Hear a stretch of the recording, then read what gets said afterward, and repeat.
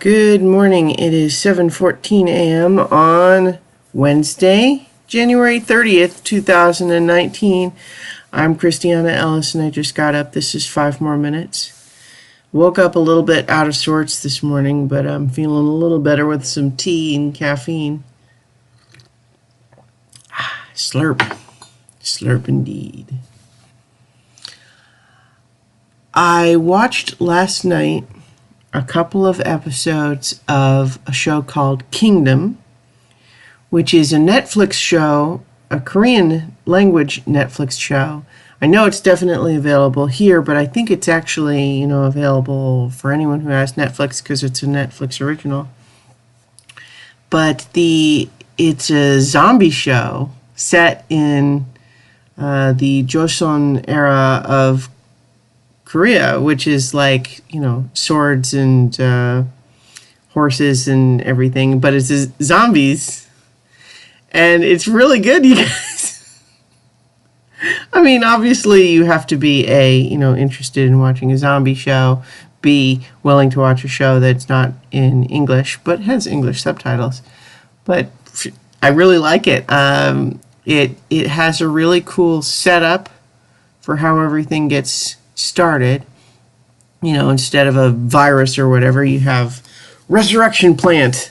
But at the same time, the kind of concept is that you have Game of Thrones style or real history style posturing with the king. Something terrible has happened to the king, and the queen, who is pregnant, won't let the crown prince see him because there's this whole idea of she wants her son to be king, but if the king dies before her son is born, then the crown prince becomes king. But if she bears a son, then the son would become king. And so it is in her interest for the king not to be dead until her son is born. And yet, it seems like the king might have died, might be a zombie now.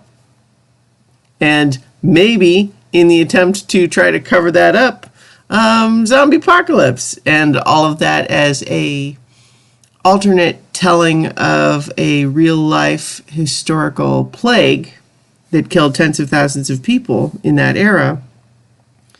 And to just reimagine that this plague is actually zombies. And it's very cool. I think that, it's, in some respects, it has low, like effects budget values compared to what, like a major Hollywood movie. Like, all the zombies are mostly done with makeup, I think, and like contortionist actors and stuff like that. But it still looks great. And I think my only criticism in terms of the production would be that occasionally the night scenes are so dark that it's a little bit hard to see what's happening. But that might be like a stylistic decision. It would be one that I would say is maybe overdone. But anyway, but I'm loving the show so far. I'm only halfway through it, but there's only 6 episodes. I've watched 3 of them, but I really like it. I feel like it's engaging with lots of interesting characters. The crown prince and his main royal guard that's with him they have a fun relationship, and just the political intrigue of how that all got started. Bae Duna from who is in Sense8 is in this as one of the doctors who sort of first discovers what's going on.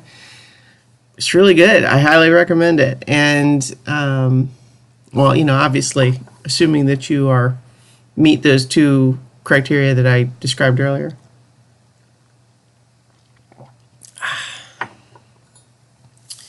But yeah, I definitely, that's kind of a fun show.